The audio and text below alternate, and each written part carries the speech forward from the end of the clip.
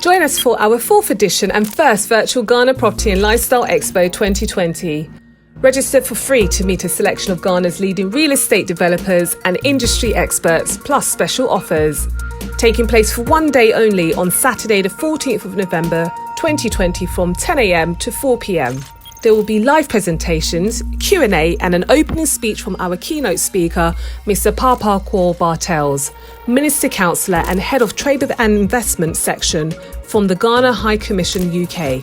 Register online at Hopin and be entered into our free prize draw. Dream it, live it, you don't want to miss out. Lead sponsor, Gold Key Properties. Silver sponsor, Stanbic Bank Ghana.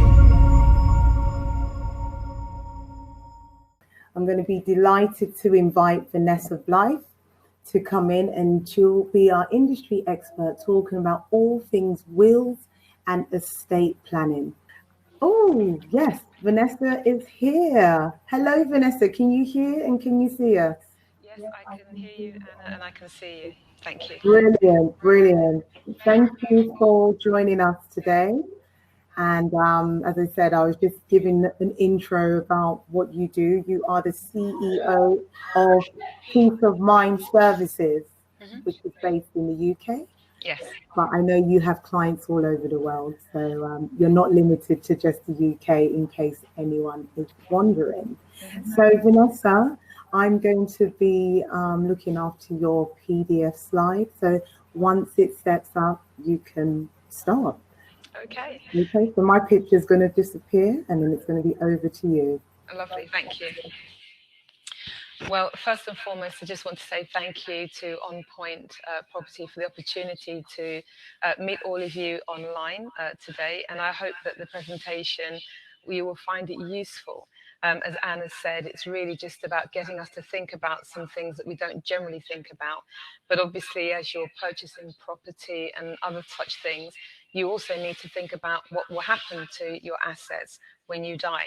So as Anna has already said, I'm based in the United Kingdom. I work with clients based in the UK, but also many of my clients here in the UK have got properties abroad. That includes Ghana and other places in the world. So whilst this is a UK-based presentation, if you're living here in the United Kingdom, then this presentation is actually going to be very relevant for you. So if we can just take the next slide. Okay, so excellent. So the first question to address really is, what is estate planning? And as you can see, there's a description there on the screen for you. It is the process of planning, managing, protecting and disposing of assets such as your property, cash, either in life or on death, to make sure that your wealth passes to your loved ones in a tax efficient way. Now, the great thing is that we all have the opportunity to acquire property, money, investments, but we've also got to think about how we manage them in life and how we're going to dispose of them when we die. And that essentially is estate planning. So it's about everything that we've got. At some point, we're going to pass it on to somebody else. So we need to think about that, and we need to be active in how we're going to do that. And that is essentially what estate planning is about. Now, there are different tools that are available to us that will help us to do that. And one of those tools that I will be speaking about today is wills. Okay, ready for the next slide. Thank you. So if we can have the next slide.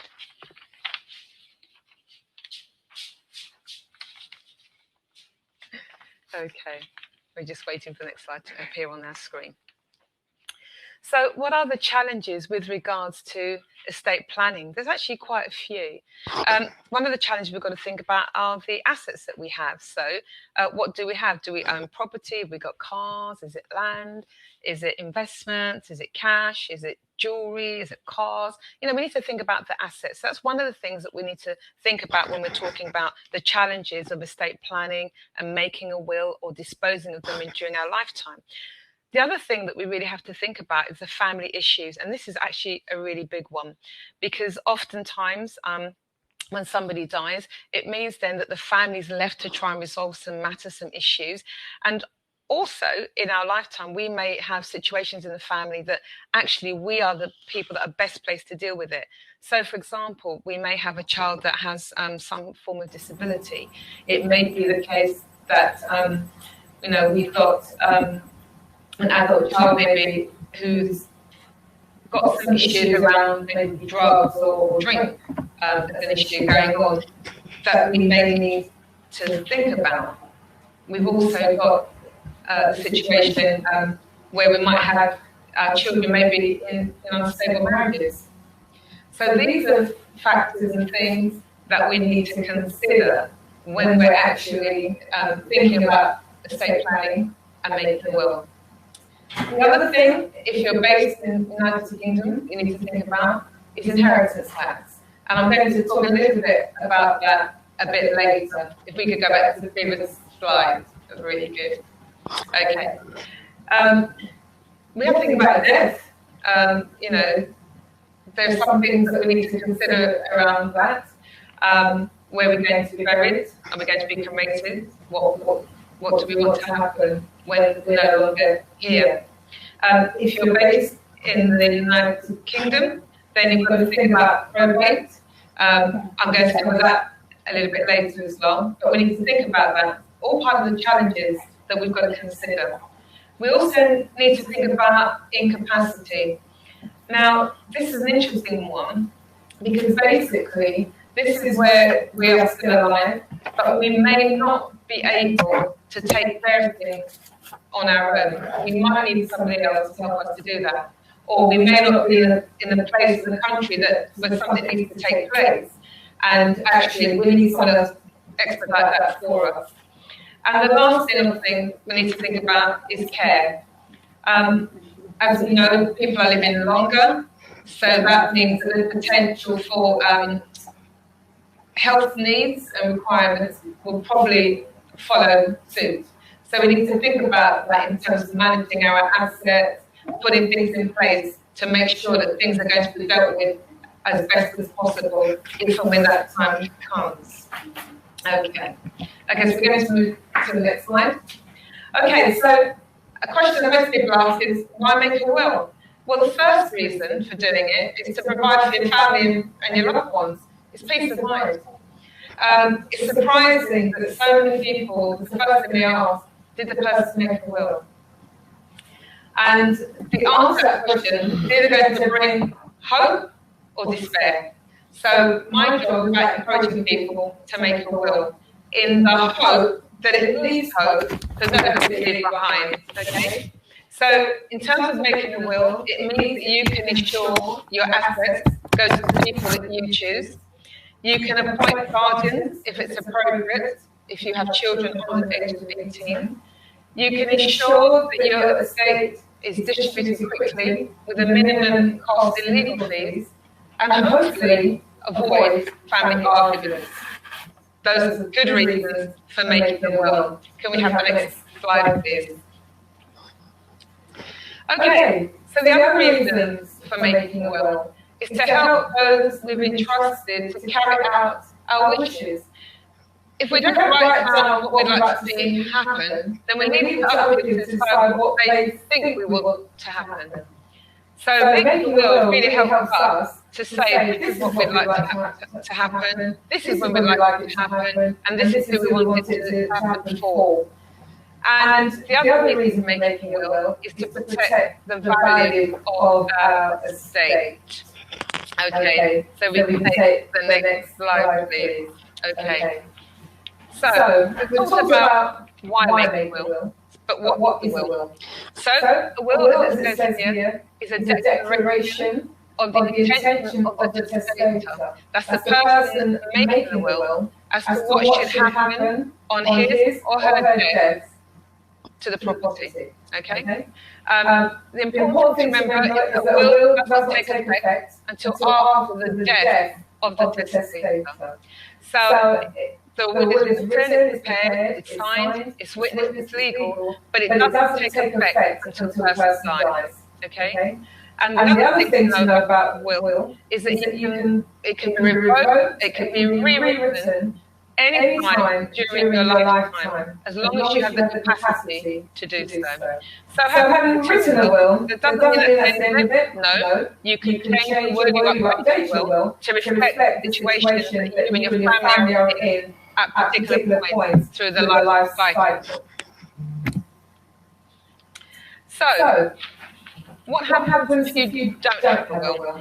And actually, there are lots of people who don't have wills, or their wills are out of date. So if you don't have a will, it means you die in a state called intestacy. So that basically means you don't have a will. It means then your property will pass according to the law of intestacy. Now, this may or may not be what you would wanted. It means that during this time of your death and your estate being sorted out, your beneficiaries may not be able to draw any money from the estate. Especially if you've got children, they may need that money for their ongoing care and provision. And of course, the last thing that can happen when we don't have a will, it can cause arguments and it can cause distress amongst the relatives and for our relatives. Okay, take the next slide. So, one of the things that I come across quite often is people say, well, I don't need to make a will. I've got a spouse, I'm married, they're going to get everything. So I'm going to destroy this myth. That's not necessarily true. If you die without a will and you're married, your spouse, if they died, if you died from this point on, your spouse will actually get the first £270,000 of your estate. They would get all your personal belongings, and then they would get a half share of everything that's left. So automatically, me saying that sounds complicated. Okay, I'll say it again. So if you die without a will and you die today, your spouse would get all of your personal effects, all of your personal chattel. They would get the first £270,000 of your estate. And then what's left over would be shared between your spouse and any children that you have. Now that may not be what you actually wanted. Let's take the next slide. The other thing that happens in making a will, and this happens particularly in purchasing property, there are different ways that you can own property in the United Kingdom. So one of the ways you can hold it is in your sole name, which means it's yours. You can do what you want with it. The other way that you can hold property is what we call jointly held. That means that you and someone else own the property together. When it's held jointly, it means that it's the last man standing that can dispose of the asset. The first person to die, their share automatically passes to the other party. Now, in some cases, it's not a problem. However, if you are into a second marriage or second relationship, you may have children from a previous relationship that wouldn't benefit if you own property jointly. So again, for those of you that are tuning in, if you are into second relationship, second marriage, you really need to think about how you own property with your current partner, your current spouse, to ensure that you do not inadvertently disinherit your children from the previous relationship. This is something that is easily done and it happens all the time. So the moral of the story is when you enter into a new relationship, you really do need to update your will and make sure that your assets are evenly divided so that your children from the first relationship are not disinherited. So let's just take the next slide. So there's another way you can own property, and this is what we call tenants in common. So you still own property together, but each of you has your own distinctive half share of the property, which means that you can pass your share through your will to your chosen beneficiaries. So that's the alternative way that you can own property here in the United Kingdom to ensure that your children from a previous relationship are able to benefit from what you have on your death. So we'll take the next slide. Okay. So the other thing that happens quite often is that people enter relationships and don't feel the need to get married. Because of the commonly held view that if you are a common law wife or husband, that when your common law wife or husband dies, you're going to benefit from their estate. The answer is no. If you don't write a will and you're living with somebody, that person will not get anything. Your assets actually go to your children if you have them. If you don't have children, it will pass to your parents. It will go down your natural bloodline. So it's important if you are in a relationship and you're not married, you actually do need to make a will. Otherwise, you are going to disinherit the other party. The other thing to mention here as well is that gifts to an unmarried partner are not exempt. So in other words, if you're leaving your common law spouse or partner, actually I should say, means it's liable to taxation. And actually, by not being married, you have the potential to lose more under the tax system in the United Kingdom than if you were married. Okay? So it's important that we remember that. Because oftentimes, the biggest tax bill that we will pay is when we die. So in the United Kingdom, we pay income tax, we pay tax on certain items that we purchase. But the biggest single payment tax can actually be on your death. Okay? So just bear that in mind. And the other point there to say, as I've already mentioned, that if you don't have a will, then your assets pass according to intestacy. And that's just showing an example there of what that means. In the last point that I'm making. Okay, so we'll take the next slide. So another thing that can sometimes happen is that you're married, you may get divorced, and don't change your will. What you need to know is that divorce doesn't revoke the will. It just means that any gifts or any appointments to the ex-spouse are ignored. But we would always advise that you update your will if you get divorced. The other thing to let you know is that beneficiaries can be executors, but not witnesses.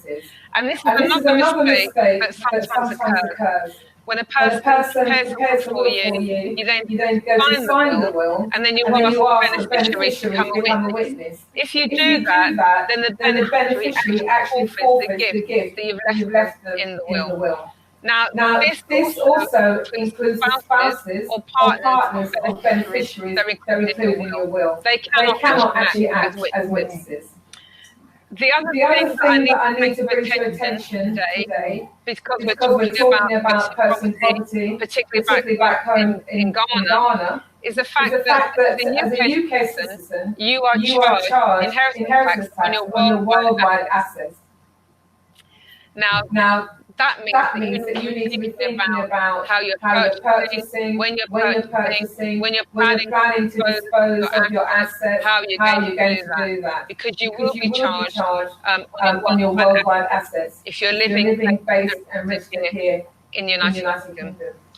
The other thing that I need to let you know today as well is that if inheritance tax is due on your estate, then it's payable within 6 months from the end of the month in which the person died. So the person died on the 28th of February, then 6 months later, the inheritance tax would be due. So it's really important that when after somebody's died, that you actually the executor, that you need to start work quite quickly to make sure that you're engaging with the relevant government authorities to make sure that you're putting something in place to sort out and to handle the inheritance tax. Because that's really important. And the last thing to say, and importantly, is making a will doesn't mean you're going to die now. We will die at some point. We don't know when. And the point of my presentation is to say to you, put things in place because we don't know where we're going to go. And whatever we do go, we want to make sure that for our family and friends, we put something in place that will help them navigate the 2 or 3 months of activities going to follow after we've gone. Okay. All right. I'm not sure I'm doing for time, but we're going to go on to the next slide. So what's involved in making a will? Well, the first thing, we need a testator. That's you, that's me. That's the person making the will. We're the people that got to say who's going to get what we've got, when they're going to get it, how much they're going to get. Also involved in making the will is we have to appoint what we call exhibitors. Now, these are the people that we're leaving responsibility to make sure they deal with all the administration, they deal with all the accounting, all the legal work that's involved, as the slide says, in bringing all of our legal and financial life to closure. I have to stress here, this role is really important. And whoever you're going to select, you really have to sit down and think carefully about who that person or those people are going to be. You should also select somebody that recognises when they're out of their depth and therefore understands that when they need to go and get help, will go and get the help that they need. This, in terms of making the will, this is the most important part, is the role of the executor. If you appoint an executor that doesn't know what they're doing, it can actually cause loss of assets to the beneficiaries. And the executor themselves could actually be personally liable for failure to do their job in the right way. So making sure that they do the right person is going to be absolutely key and fundamental to ensuring a smooth transition from assets from your estate to your chosen beneficiaries. The other point I'd like to make about the executive as well is actually it's the role of the executive to register the death, to arrange the funeral. It's actually their responsibility. Now I know that as people we generally sort of leave it to the spouse or one of the children, but under the law actually it's really the executives that need to do it. Generally speaking, you know, family members will do that and that's fine. But if there was a problem, we're going to go to the executive and say, well, why has this not happened? Why have you not dealt with this as it ought to be dealt with? So it's really important that when you are appointing an executor, you ask them first. Don't just appoint somebody and think, oh, that's it, they'll get on with it. No. You need to say, are you willing to do this? You need to explain what's going to be involved and allow that person to say either yes, I'm willing to do it, or actually no, I think you need to appoint somebody else. Because it can be quite detailed work and it can be quite time-consuming as well. Okay. Let's take the next slide. Now, in a will, you'll see the phrase executor and trustees. And generally, you would appoint the same person to do both roles. But they're actually different roles. So the role of the trustee really is to look after the assets that you are giving to the beneficiaries, for example, until they're ready to receive it. And the best way to explain that would be if you have children that are not going to inherit until they're 21 or 25, in your will, you will be appointing trustees to look after those assets until your children get to the age of 21 or 25.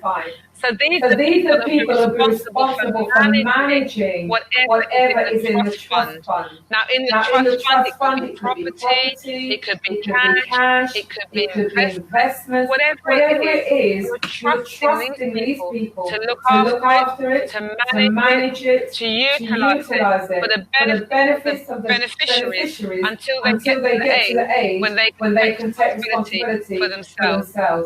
This is also a key role. Because if the children get to 21 and there's nothing in the trust fund, they can ask the trustees to give an account for how they manage that fund. And actually under UK law, they can sue the trustees. So you need to make sure you're appointing people that understand what that role is about, that people are willing to take advice to ensure that whatever assets in the trust fund are being properly looked after. You need to ensure that it's people who've got some level of financial acumen, and if they haven't, they understand that they need to seek help and that they're willing to get the help that they need. Because I've used the example of children, I also need to say to you But where you have children and you want to put something in trust for them until the age of 21 or 25, you must appoint 2 trustees. So you can appoint one exhibitor to sort out all of the legal work and stuff that he's doing and to get the grant of probate. But once the grant has been issued and the assets then have been set up into a trust, you must have 2 trustees. All right. If you're putting a property into a trust for family members, children, parents, other relatives, again, if it involves property, you must have 2 trustees under UK law. Really important that I bring that point to you today. Okay. So we're just going to talk a little bit about guardians because again, this you can include in your will. Guardians are important. If everybody's hoping to live until the children get to at least the age of 18, but in some cases that doesn't happen.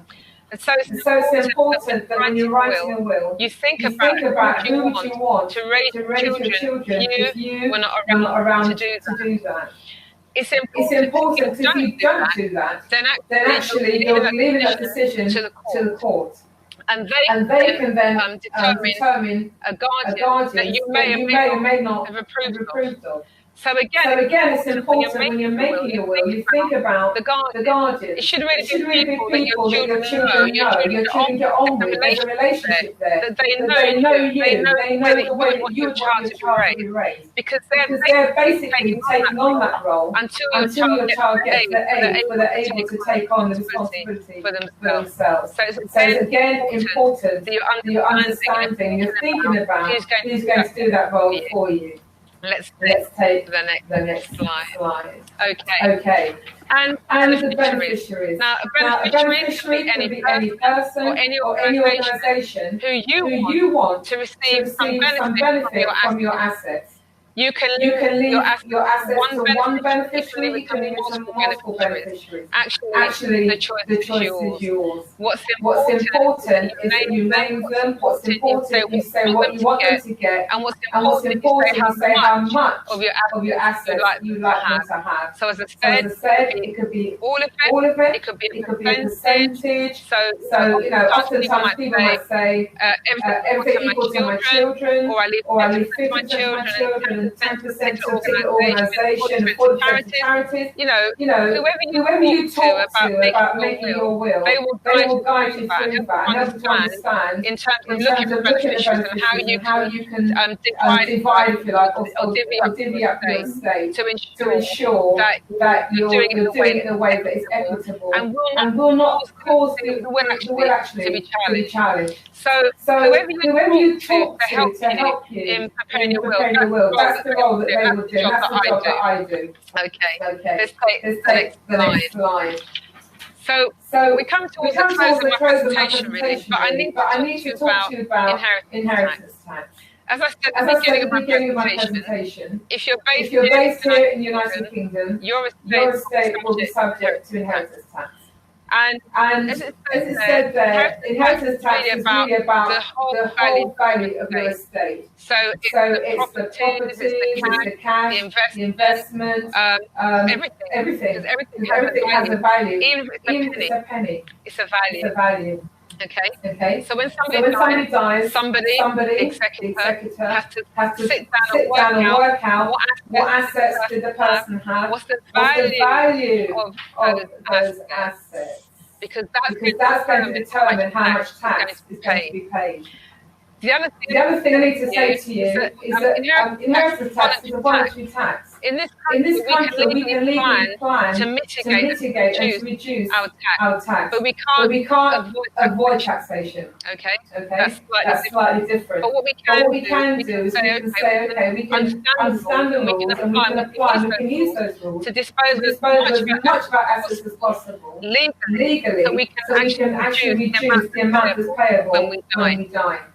And again, if you talk to a professional person, they can help you to understand how inheritance tax impacts in your personal estate and help you to look at how you can plan to try and mitigate and reduce your tax bill. Let's take the next slide.